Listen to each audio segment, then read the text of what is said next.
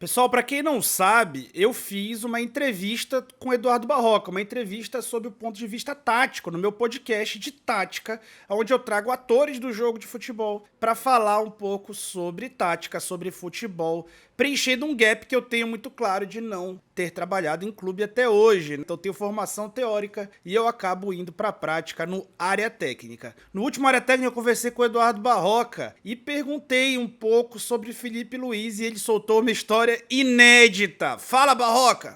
Eu vou falar para você uma coisa que o Felipe, a gente conversando uma vez sobre futebol, ele falou um negócio para mim espetacular, que eu acho que vai ao encontro do que você falou, e eu nunca te falei isso, e talvez você, como é um cara que aprofunda nos assuntos, você pode desenvolver isso e com certeza vai fazer sentido para você. O Felipe comentou comigo que na final da Libertadores contra o Palmeiras, eles sofreram aquele primeiro gol do Palmeiras, foi uma bola que estava no pé do Gustavo Gomes, o Dudu veio para dentro, ele acompanhou o Dudu, o Gustavo Gomes botou uma bola no espaço para o Mike cruzou para trás e o Rafael Veiga fez o gol. Ele falou um negócio para mim espetacular, sobre a relação treinador-jogador. Ele falou assim para mim: Barroca, vamos ver esse gol. A gente abriu o vídeo e viu o gol juntos. Ele falou assim: na sua opinião, o que aconteceu? Eu passei o que eu achava que tinha acontecido e ele falou assim: ó, nesse jogo aqui, o treinador era o Renato, e o Renato queria que todas as vezes que o Dudu viesse para dentro, que eu acompanhasse o Dudu e que o Bruno Henrique acompanhasse o lateral nessa projeção do lateral, porque a referência do Renato naquela ocasião era individual. Se essa jogada tivesse acontecido e o treinador fosse o Jorge Jesus, o responsável seria eu, porque na cabeça do Jorge,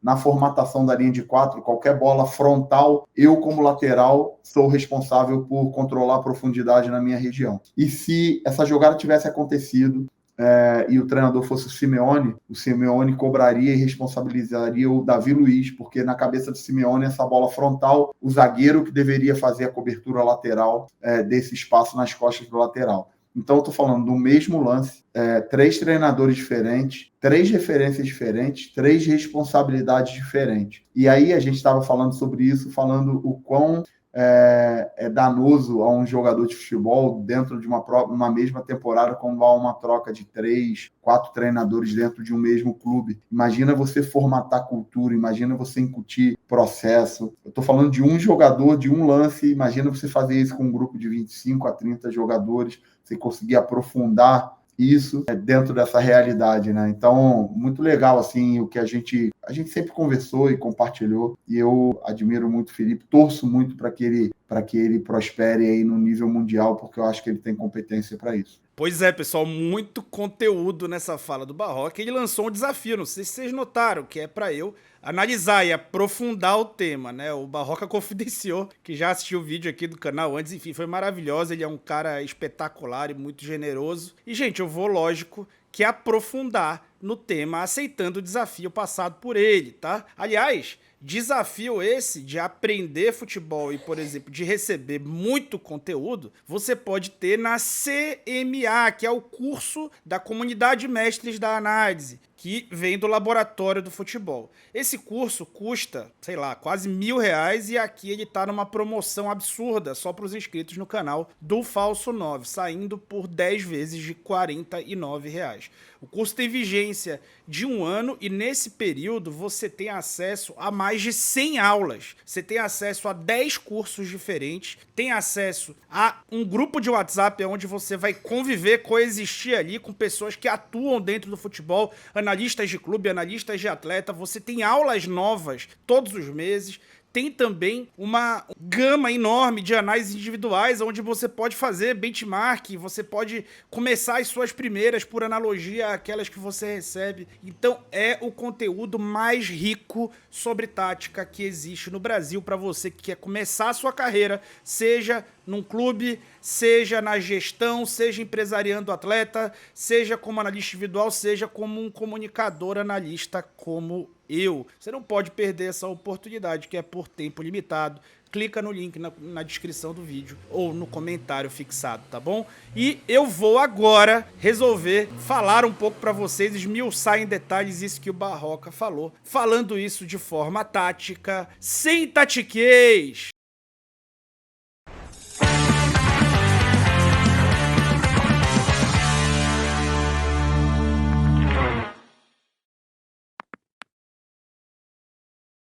Já tá assistindo o vídeo tem uns 5 minutos e não deixou o like ainda, né? Pô, deixa o like aí, o produtor de conteúdo precisa disso pra ser recomendado. Depois tu tá falando que o canal de fulano de tal, que é só fake news, tem mais visualização do que o meu, né? Não adianta reclamar depois. Bora lá, gente, falar sobre esse jogo e esse dilema trazido pelo Barroca depois de conversa dele com o Felipe Luiz, que viram juntos os lances e, cara, espetacular essa história, como o próprio Barroca descreveu. Pois bem, o Palmeiras, ele fazia, né, uma saída de bola mais sustentada, né, baixando os 4 homens, para tentar, com passes para trás ali, atrair os encaixes individuais do Flamengo. E existia um encaixe individual muito claro, do Bruno Henrique ao Mike. Existir esse encaixe, isso é a coisa mais natural do mundo, tá? Desde que seja um encaixe mais curto por setor. Só que a ideia do Renato Gaúcho é a de perseguições mais longas, o que é uma ideia que não é tão usual mais no futebol, digamos assim, tá?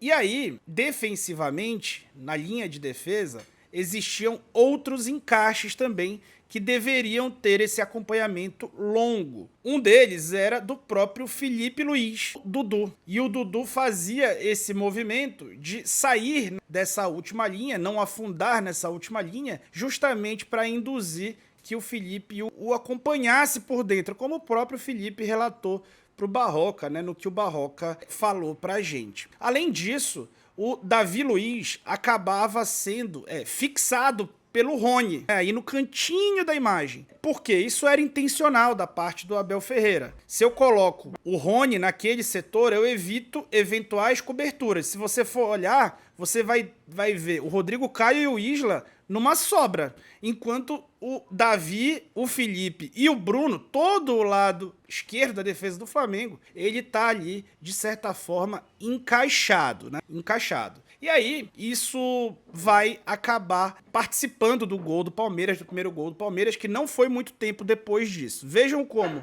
o Bruno Henrique continua acompanhando o Mike. Ele fica o tempo inteiro monitorando e ele tem que ir pela obrigação tática, pela regra de ação, ele tem que ir até a casa do Mike, se o Mike quiser. Isso resulta no quê? Isso resulta em deslocamentos mais longos dos jogadores de ataque. E além desse deslocamento mais longo do jogador de ataque, desgastar mais o jogador de ataque, e o jogador de ataque, por não ser jogador de defesa, eventualmente falhar numa marcação, também resulta numa menor pressão ao portador da bola. Então, um bloco um pouco mais baixo, propositalmente. E intencionalmente, digamos assim. O que possibilitou que o Gustavo Gomes tivesse toda a paz e a tranquilidade do mundo para pegar essa bola, girar e fazer um belíssimo lançamento rápido na profundidade para encontrar o Mike completamente livre. O Bruno Henrique deu mole ao não continuar nessa cobertura, mas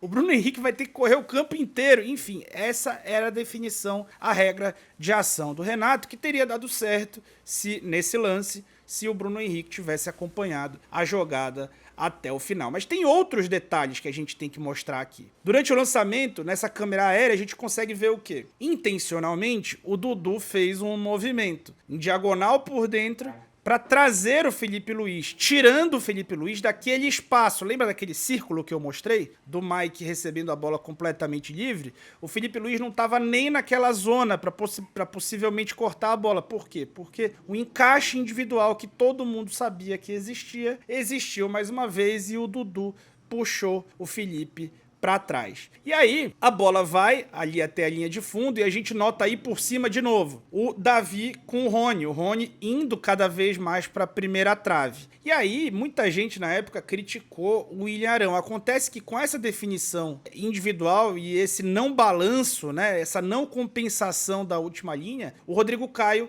ficava ali. É claro que o Arão podia correr e tá ali tentando proteger esse funil ali, essa frente da área. Mas não fez, até porque o time não tinha essa regra de ação. Não fez. E aí a bola vai ser cruzada para trás, o Rodrigo Caio e o Isla, eles estão sem marcador a jogada inteira e a bola vai ser finalizada pelo Rafael Veiga. E aí vejam como você tem um lado esquerdo completamente encaixado, onde uma falha gera um jogador livre cruzando dentro da área, enquanto você tem dois jogadores ali do outro lado, Isla e Rodrigo Caio, sem ter quem marcar, mas depois de ter perdido a referência, de estar desencaixado, de estar longe, esses caras permitiram uma finalização de dentro da área. E se fosse o Jorge Jesus aqui fazendo o exercício do Felipe? Se fosse o Jorge Jesus, esse movimento aqui mais longo de perseguição não aconteceria. O Felipe Luiz seria mantido dentro daquela última linha e estaria de frente. Possivelmente o Gustavo Gomes nem teria lançado essa jogada. E para essa jogada entrar nas costas do Felipe,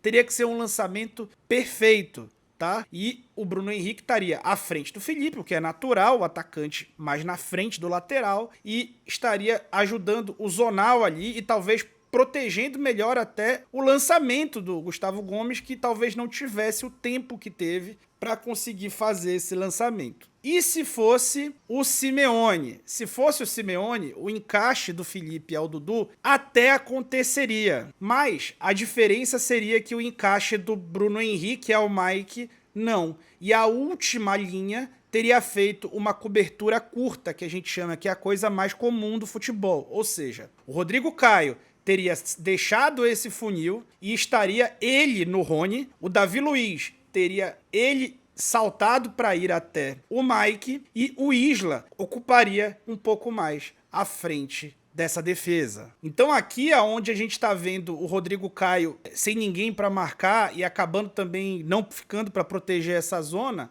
ele estaria ocupado, digamos assim, marcando, o que naturalmente teria feito o William Arão fazer a cobertura mais rápido, né? Até porque o time estaria muito mais compacto, onde cada jogador percorre distâncias bem menores do que normalmente eles faziam nesse outro sistema, né? E aqui, ao invés de ter dois jogadores sobrando, o Flamengo não teria nenhum, porque todos estariam ou ocupando a sua zona ou marcando o seu encaixe por setor, o que é muito diferente de uma perseguição mais longa. Curtiu a análise? Difícil, né? É muito doloroso lembrar dessa partida, especialmente para quem é rubro-negro. Na verdade, só para quem é rubro-negro. Todo o resto da humanidade deve ter adorado essas falhas. E a gente teve aqui no canal, com exclusividade, uma informação inédita do Eduardo Barroca sobre uma conversa dele com Felipe Luiz, que sim, identificou essa confusão tática que gerou o gol. Essa confusão foi gerada muito mais do que por uma escolha do Renato. A escolha do Renato é legítima, é uma escolha do treinador. Só que se você está trabalhando o ano todo com aquele treinador daquelas escolhas, você começa a executar aquilo bem melhor. O Bruno Henrique teria possivelmente acompanhado, os jogadores estariam melhor ali coordenados, mas naquele trabalho houve dois técnicos de premissas diferentes. Então você perder um trabalho para reiniciar para uma característica absurdamente diferente é claramente um equívoco muito grave, que só agora, anos e anos depois, o Marcos Braz, já não mais empossado, reconhece que falhou ao demitir o então campeão brasileiro, campeão de 3 troféus em 7 meses, Rogério Ceni, para contratar o Renato Gaúcho.